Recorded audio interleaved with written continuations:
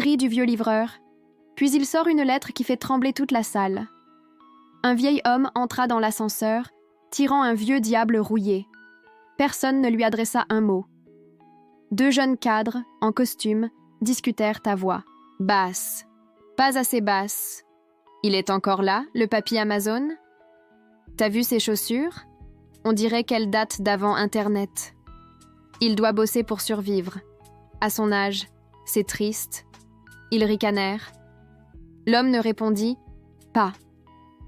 Il se contenta d'un léger signe de tête quand les portes s'ouvrirent au 17e étage. Les 2 cadres sortirent les premiers. L'homme, lui, poussa calmement son diable, 3 colis bien empilés dessus. Son badge indiquait « Raymond, coursier intérimaire ». Personne ne fit attention à lui. Pas même Adrien et Clément, les 2 cadres. 10h12, Open Space. Agence Luxe Media Raymond s'approcha de l'accueil, déposa les colis avec soin, mais au lieu de repartir tout de suite, il glissa la main dans sa veste. Il en sortit une enveloppe, épaisse, cachetée à la cire. Une écriture manuscrite élégante, à remettre en main propre à Madame Dufresne. Urgent. La réceptionniste leva les yeux, surprise. « Je peux la lui transmettre ?»« Non, » répondit Raymond calmement. « C'est à remettre en main propre. Je vais attendre. » Il alla s'asseoir, tranquille, les mains jointes sur les genoux. 10h42, salle de réunion. Étage exécutif à Madame Dufresne entre. L'équipe dirigeante l'attend. Adrien et Clément aussi. Bras croisés, ordinateur prêt. À ouvrir leur présentation, quelqu'un frappe. « Une livraison pour vous, madame. » Raymond entre. Toujours en veste de livreur, toujours silencieux. Il tend l'enveloppe.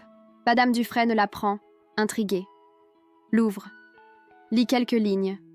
Et là, elle blêmit. Un silence s'abat sur la pièce. Elle s'éclaircit la gorge. Il y a ici une lettre de Monsieur Raymond Lambert. Il est présent. Clément se fige. Adrien fronce les sourcils. Qui? Madame Dufresne se lève lentement. Monsieur Lambert est propriétaire majoritaire de cet immeuble et détenteur de 30% de notre entreprise. Un murmure. Quelques têtes se tournent lentement vers Raymond. Il ne sourit pas. Il reste là, droit. « Vous êtes Monsieur Lambert ?» demande un cadre. « Je suis Raymond, oui, le même que vous avez vu pousser un diable dans le couloir il y a 20 minutes. » Il pose calmement son regard sur Adrien, puis Clément. « J'ai entendu vos rires. J'ai vu vos regards, et je n'ai pas besoin de reconnaissance.